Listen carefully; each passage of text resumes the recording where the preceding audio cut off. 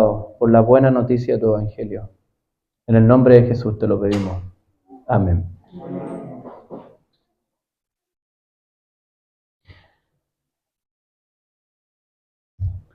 Muy bien. Entonces, ¿cómo el pueblo restaurado celebra la fidelidad de Dios? Decimos reconociendo a su Señor. El pueblo restaurado celebra la fidelidad de Dios reconociendo a su legítimo Señor, que los hizo volver del exilio. No olvidemos que ellos estaban atrapados en Babilonia, ¿cierto? Habían sido llevados cautivos y Dios los ha hecho volver hacia su tierra, la tierra prometida. Pero ¿por qué hablamos del legítimo Señor? Si hay un legítimo Señor, porque debe haber un ilegítimo, ¿cierto? Lógico, ¿sí? No olvidemos que políticamente los israelitas estaban bajo el dominio del rey de Persia en esa época. Ese hombre tenía el dominio político, religioso, cultural y económico de un enorme imperio bajo el cual se encontraba también el territorio de Israel. Pero en la Jerusalén de Nehemías, ellos están disfrutando el gobierno de un rey que está por sobre el rey de Persia. Se trata de su Dios, a quienes llaman, ¿se acuerda capítulo 10? Le llamaban nuestro Señor. Así le están llamando. Y ya sabemos que en la Biblia Señor es un título de dominio, es un nombre que se le da a un rey, a un amo. ¿Ya? Por eso decimos que ellos están reconociendo al legítimo Señor, a su legítimo Señor. ¿Por qué, queridos hermanos? Porque fue su Dios quien puso en la mente del rey persa dejar salir a su pueblo de Babilonia y volver a Jerusalén. Fue su Dios que les dio éxito en la reconstrucción del muro y una ciudad que estaba en ruinas.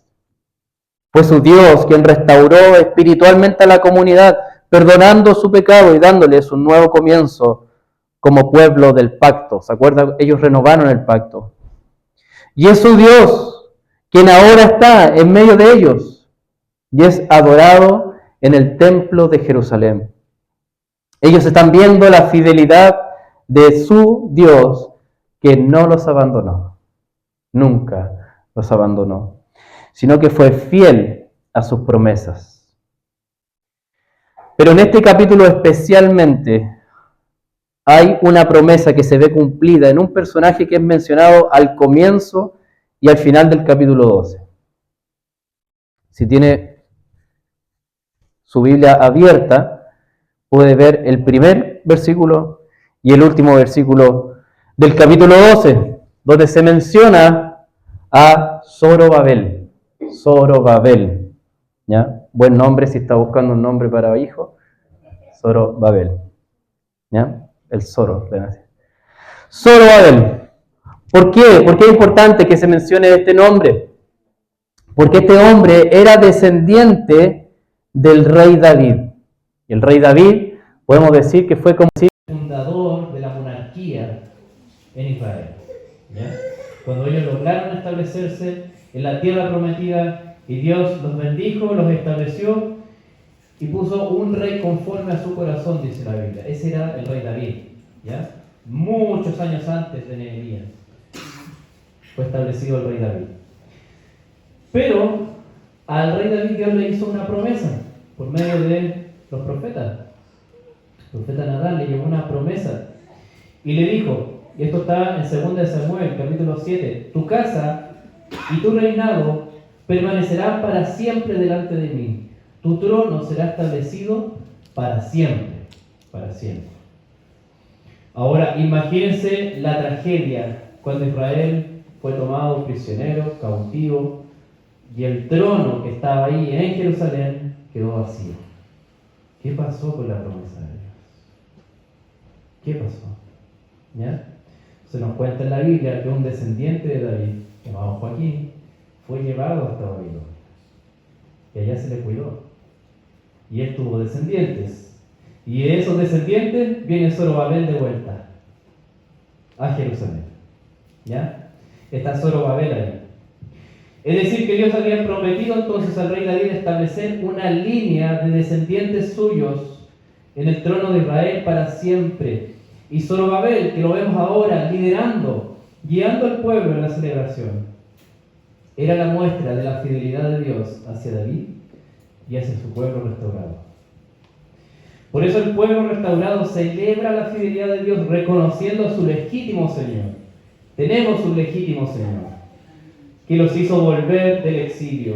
Y este reconocimiento se expresa en que se someten al liderazgo de Zorobabel, está ahí, el descendiente de David, pero también en este capítulo es mencionado David, el rey, fundador de la monarquía. Es mencionado 6 veces en el capítulo. No sé si se dieron cuenta, pero aparece el nombre de David 6 veces a lo largo del capítulo. Y ya sabemos que cuando en la Biblia algo se repite muchas veces, hay un énfasis, es importante. Especialmente los versículos 24 y 45. Hay un reconocimiento de David como la legítima autoridad en Jerusalén, puesta por Dios sobre su pueblo. Fijémonos en el 24.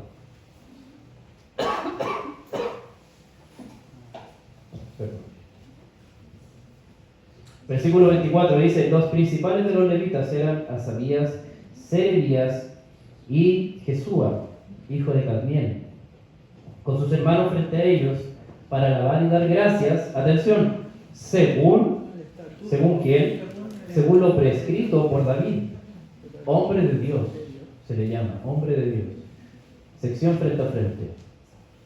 Y en el 45 dice: ellos ministraban en la adoración de su Dios y en el ministerio de la purificación junto con los cantores y los porteros, conforme al mandato de ¿quién? De David y de su hijo Salomón.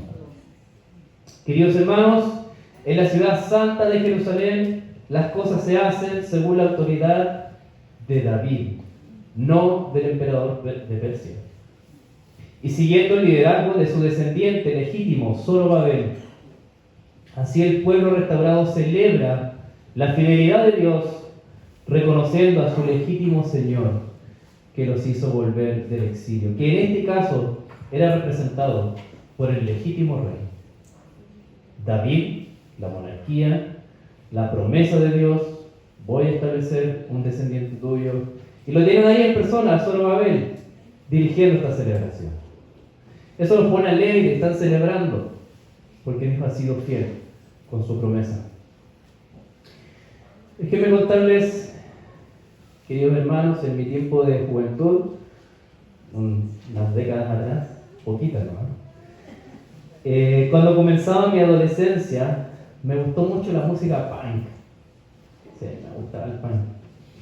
Y uno de los mensajes o lemas que más escuchaba en las letras de las canciones era la idea de vivir sin Dios ni ley. Hay una banda incluso que se llama así. Este lema me pareció atractivo, creyendo que allí había una filosofía de verdadera libertad. Pero a medida que fui conociendo más la cultura punk, me di cuenta que también tienen dioses y leyes que dirigen sus vidas. Por ejemplo, hay cosas que se suponen que un verdadero punk debe hacer y otras que no. Y hay una escala de valores que les asigna más valor o menos valor a la calidad de personas con quienes evalúan a los demás. En general, los que piensan como ellos tienen más valor que los que piensan diferente. El punto es que fuimos creados para adorar y seguir a Dios y su ley. Pero en el corazón del ser humano se produce una lucha. Hay una lucha contra este diseño creacional. Y por causa del pecado que hay en nosotros, rechazamos al legítimo Señor. Lo rechazamos. Y buscamos otros señores que dirijan nuestras vidas. Estos señores pueden ser el poder, gente que ambiciona tener poder, quiere tener poder. El dinero, tal vez. El dinero decide cada una de sus decisiones. Todo está bien calculado. El sexo, el placer, también puede ser un señor. La diversión, el ego o el orgullo propio. De ahí que cuando pensamos en celebración, vamos a celebrar. Pero si estamos inmersos en una cultura que ha reemplazado al legítimo Señor, veremos que el alma de la fiesta es uno de estos señores ilegítimos, siendo adorado y siguiendo su ley. Pero el pueblo restaurado celebra la fidelidad de Dios reconociendo a su legítimo Señor, que los hizo volver del exilio, el que los sacó del dominio del rey persa. En nuestros días, los cristianos somos animados a celebrar la fidelidad de Dios, reconociendo como legítimo Señor, reconociéndolo a Él como legítimo Señor. Recordando que nos sacó del dominio también de un rey tirano, llamado pecado. Ese es un rey tirano. Gracias a Dios, ahora gozamos de verdadera libertad para decirle no al pecado. Sí, somos tentados, claro, todos los días. Pero tenemos la libertad para decirle no, algo que sin Cristo no podíamos. Estábamos bajo su dominio. Podemos decirle, tú no me mandas, no me gobiernas. Y decirle sí a Dios, reconociéndole a Él como legítimo Señor de nuestras vidas. Yo sé que tal vez tener la idea de tener un Señor sobre ti te parezca chocante. Y no es muy popular hoy en día, siendo honesto. Tal vez sea una idea difícil de aceptar, sobre todo en un país donde no tenemos reyes, ¿cierto? Este país es una república, no hay rey gobernando. Y vivimos también en una cultura que nos ha dicho que puedes ser lo que quieras ser, ¿cierto? Lema Barbie, puedes ser lo que quieras ser. Pero tu corazón siempre se estará dirigiendo por un Señor. Siempre. Aquello que reconoces como autoridad sobre tu vida y sobre lo cual determinas tus valores y tu manera de vivir, si no es Dios el legítimo Señor, será otro falso Dios, otro Señor ilegítimo. Sin embargo, el Espíritu nos anima por medio de la celebración de Jerusalén, al mostrarnos que la fidelidad de Dios hacia su pueblo se expresa. No solo decimos, sí, hay fidelidad, Dios es fiel, qué bonito. Pero nos dice cómo se expresa esa fidelidad. Tiene un contenido esa fidelidad. Se expresa en que les ha hecho volver a su legítimo Señor. A su legítimo Señor. Y ha hecho libres sus corazones para adorarle haciendo las cosas a la manera de Dios en Jerusalén. Tal vez políticamente no eran libres, pero sus corazones sí son libres. Para adorarle haciendo las cosas a la manera de Dios en Jerusalén, no a la manera del rey de Persia. Porque el pueblo restaurado celebra la fidelidad de Dios, reconociendo a su legítimo Señor que los hizo volver del exilio. La pregunta que debemos hacernos es: ¿cómo celebras tú la fidelidad de Dios en tu vida? ¿Cómo la celebras? ¿A quién estás reconociendo como Señor tuyo? ¿A Dios u otros dioses falsos? Que el Señor nos ayude en estos días, hermanos. Porque si la fidelidad de Dios nos ha hecho volver hacia nuestro legítimo Señor, entonces unámonos al gozo de la celebración a Dios, de acuerdo como Él desea que vivamos, bajo su señorío. Por eso le llamamos Señor. Esto puede ser muy desafiante hoy en día, porque significa quitarle el dominio a otros falsos dioses que podamos tener en nuestro corazón, e incluso renunciar a nuestro propio dominio para dejar que Dios sea el Señor sobre nuestras vidas. Habrá ocasiones donde parece ser que tomamos decisiones poco favorables o que se salen de lo que nos dicta el corazón, pero estaremos tomando decisiones que honrarán a Dios como legítimo Señor y celebrarán su fidelidad por habernos sacado del dominio del pecado. Repito entonces, ¿cómo celebras tú la fidelidad de Dios en tu vida? ¿A quién estás reconociendo como Señor tuyo? ¿A Dios u otros falsos dioses? Porque recordemos que el pueblo restaurado celebra la fidelidad de Dios reconociendo a su legítimo Señor que los hizo volver del exilio. Eso es lo que están celebrando. Dios ha sido fiel, cumplió su promesa. Hay un descendiente de David con nosotros que llegó a Jerusalén para liberarnos. Entonces, ¿cómo el pueblo restaurado celebra la fidelidad de Dios? Reconociendo a su Señor, como decimos, pero también adorando con su mediador. Mediador. El pueblo restaurado celebra la fidelidad de Dios adorando a través del sacerdocio que media entre ellos y Dios. ¿Ya? Esa es otra promesa que también va a cumplirse. Y es que si en el anterior punto hablamos del legítimo Señor, en este caso hablamos del legítimo mediador. Mediador es alguien que está entre dos partes, haciendo de puente, mediando. ¿Ya? Mediador. Y en este caso son los sacerdotes. Para aquella época eran mediadores, eran un puente entre Dios y el pueblo.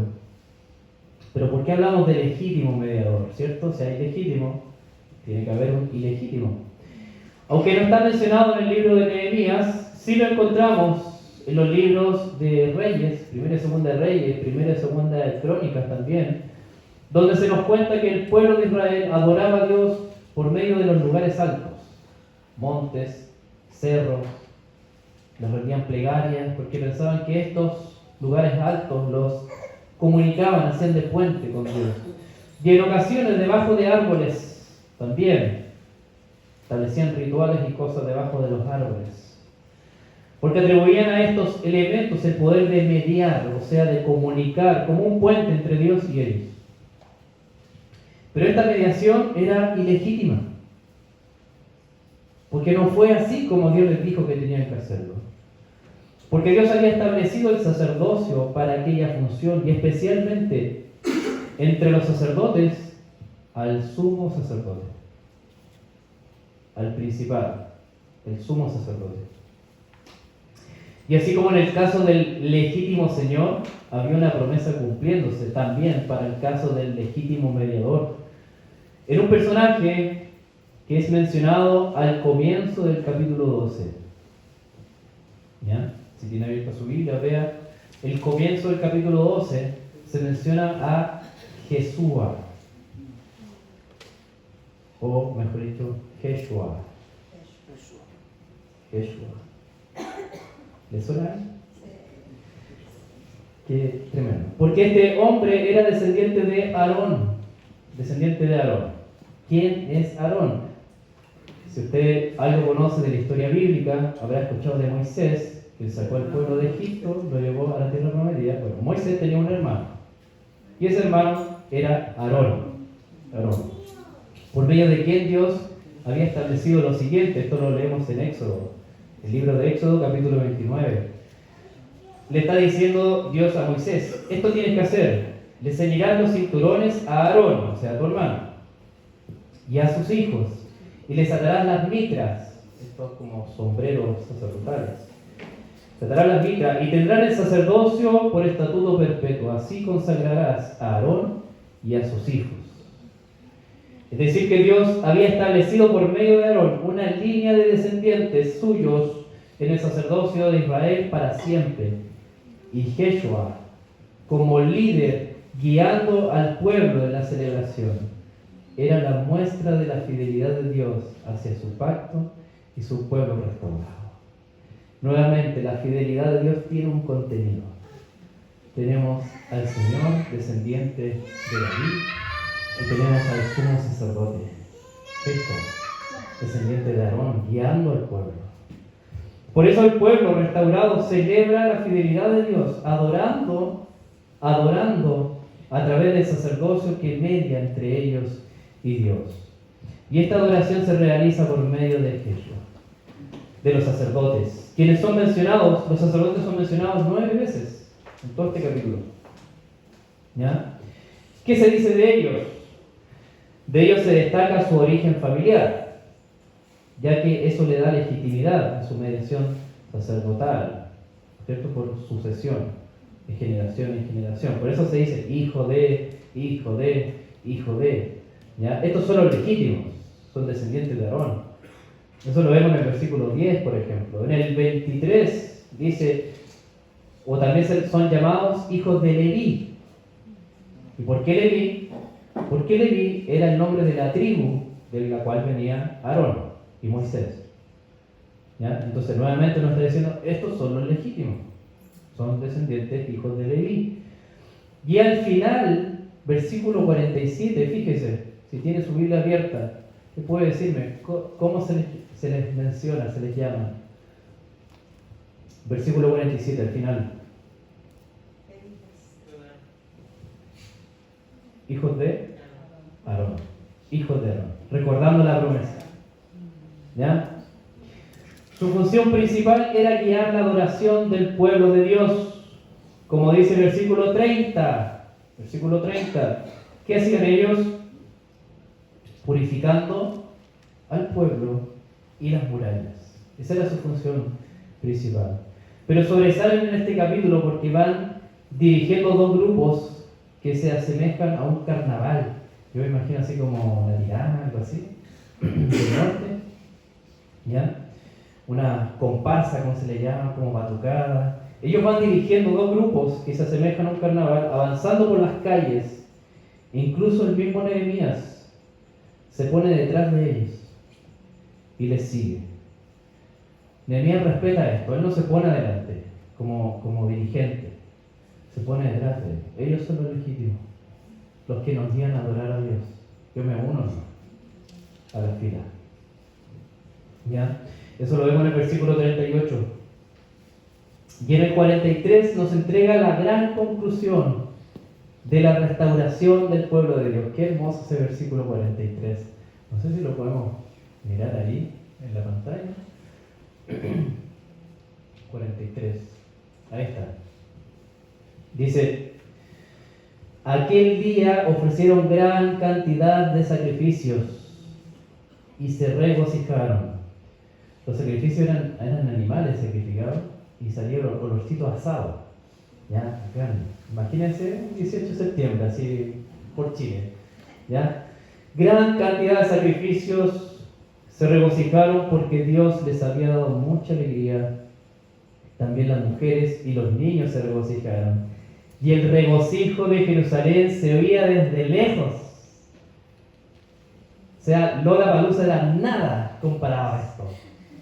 El regocijo de Jerusalén se oía desde lejos, todos gozándose y celebrando, porque Dios les había dado mucha alegría.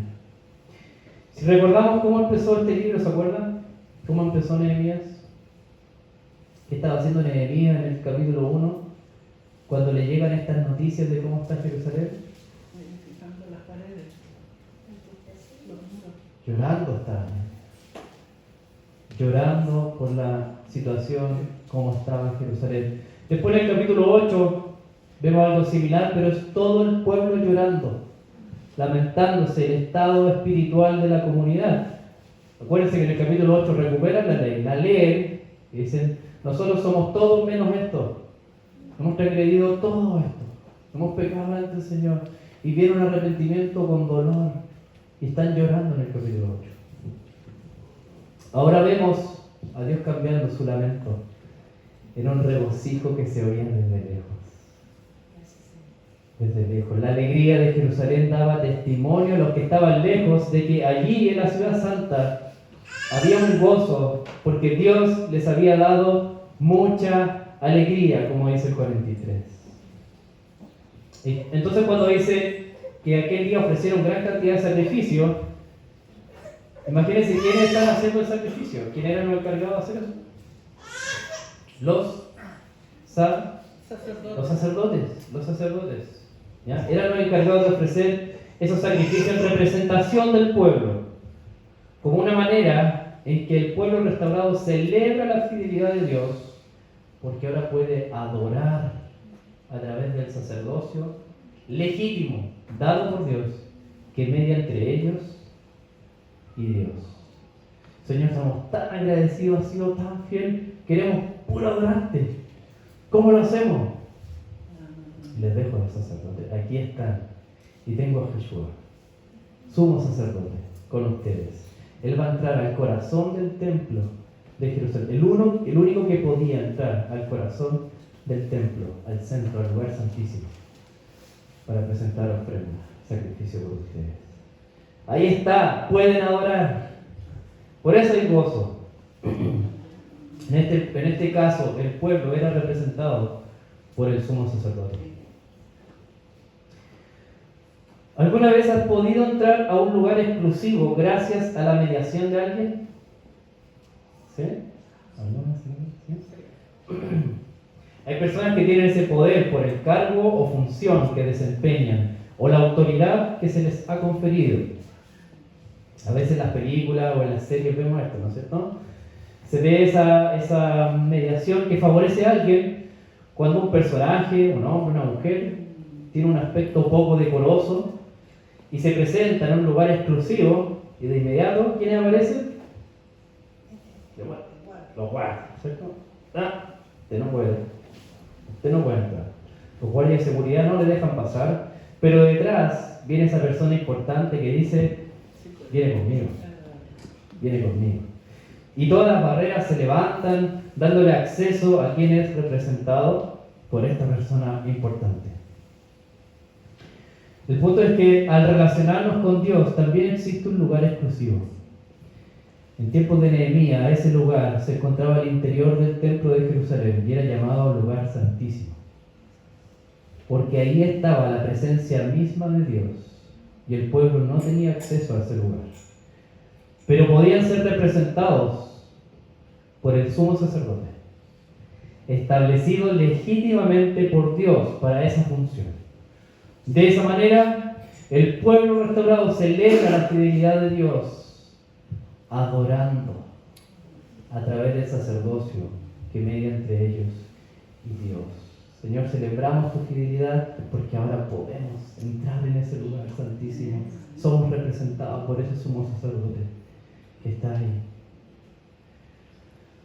Yo sé que tal vez la idea de la necesidad de tener un mediador para relacionarte con Dios te parezca chocante y te sea difícil de aceptar, porque sobre todo en un país donde se ha perdido el respeto o la reverencia hacia Dios.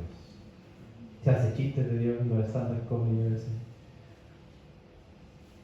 Y estamos en una cultura que nos ha dicho que todos los caminos llegan a Roma.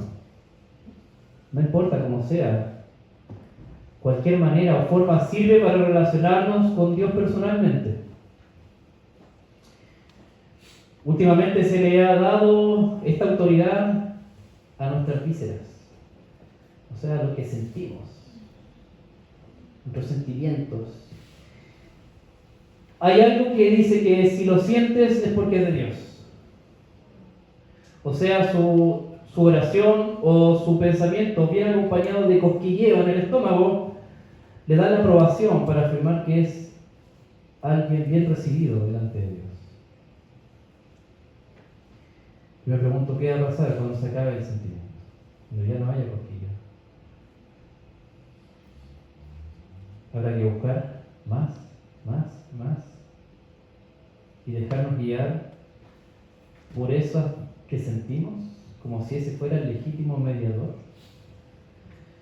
Por eso el Espíritu nos anima por medio de la celebración de Jerusalén, al mostrarnos que la fidelidad de Dios hacia su pueblo se expresa. La fidelidad de Dios tiene un contenido, se expresa en que les ha restaurado la legítima adoración con el sumo sacerdote en el templo.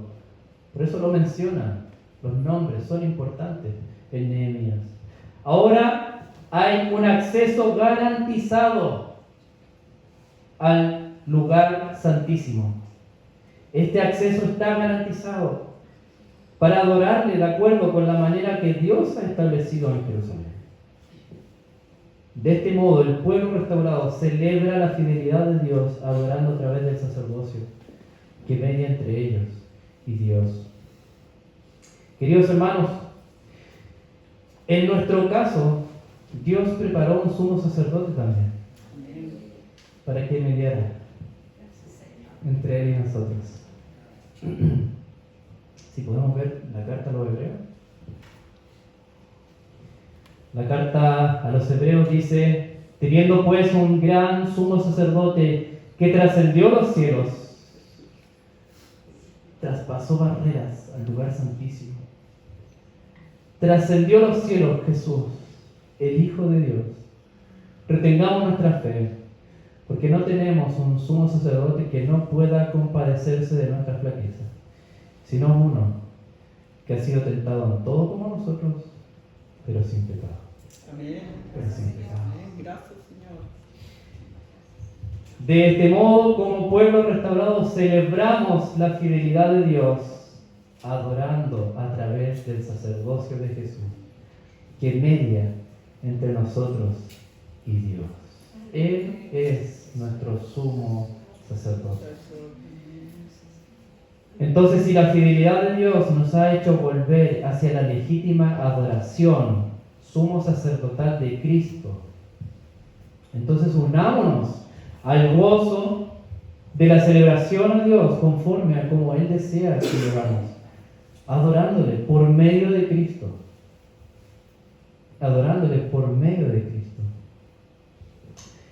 Y esto también puede ser muy desafiante hoy en día, porque significa aceptar que en uno mismo, en mí, no hay nada que mueva a Dios a recibir mi adoración.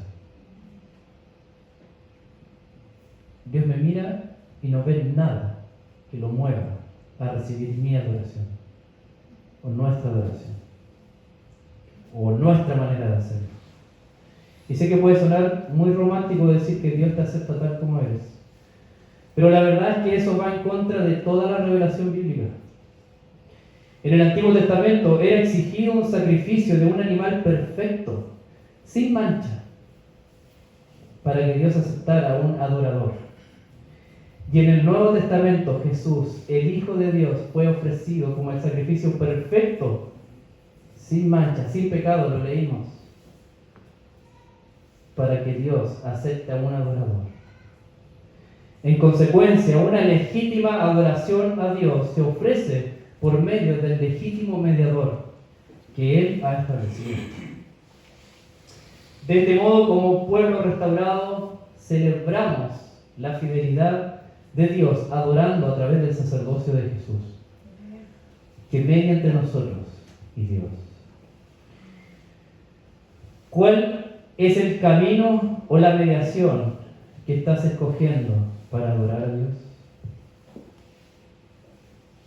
¿Qué tal si te unes al pueblo que está siendo guiado por el sacerdocio santo de Jesús? Bien, queridos hermanos, para ir concluyendo entonces, ¿cómo el pueblo restaurado celebra la fidelidad de Dios? Lo hace reconociendo a su Señor y adorando con su mediador. La fidelidad de Dios que los llevó a celebrar con alegría no durará mucho tiempo en el libro de Nehemías. No quiero hacer spoiler al final.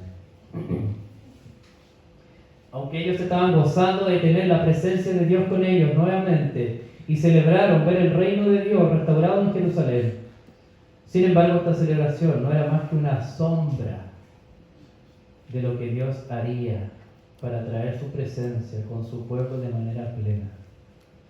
Esto que vemos en Nehemías es como una maqueta, una representación. Dios diciendo, esto es lo que voy a hacer en el futuro. Veamos lo que leímos en Juan esta mañana. Dice, en el último día, el gran día de la fiesta, Jesús o Joshua, no es coincidencia, puesto en pie, exclamó en alta voz, si alguien tiene sed, que venga a mí y beba. El que cree en mí, como ha dicho la Escritura, de lo más profundo de su ser brotarán ríos de agua viva. Pero él decía esto del Espíritu, que los que habían creído en él habían de recibir, porque el Espíritu no había sido dado todavía ahí, en ese tiempo que Jesús está hablando, todavía no, pues Jesús no había sido glorificado. La buena noticia es que Jesús ha sido glorificado y ha derramado su Espíritu. Así como en los días de Nehemías, en una gran fiesta del pueblo de Dios, Jesús está trayendo la presencia misma de Dios, siendo Él Dios hecho hombre. pero también está ofreciendo su propia persona como la fuente de agua que calma la sed con la que todo ser humano nace, una sed de una relación real con el Dios viviente. Esa es una sed con la que todos nacemos, y Jesús está ofreciendo el agua que calma esa sed por medio de él. Quiero mostrar la siguiente imagen. Ya que en Jesús encontramos a nuestro legítimo Señor, como lo describen los evangelios de Lucas y Mateo, descendientes de David. Jesús, descendiente de David. Y a nuestro legítimo sumo sacerdote, como leímos en el Salmo al comienzo, según el orden de Melquisedec. Mediador entre Dios y el pueblo, que nos ha dado su Espíritu Santo, la presencia misma de Dios en nosotros, para llevarnos a celebrar su fidelidad con un gozo que brota como ríos de agua viva. ¿Cuántos quieren unirse a la fiesta que celebra la obra de Dios por medio de Cristo en nuestras vidas? Amén. Oremos, querido hermano, entonces. Padre amado, te damos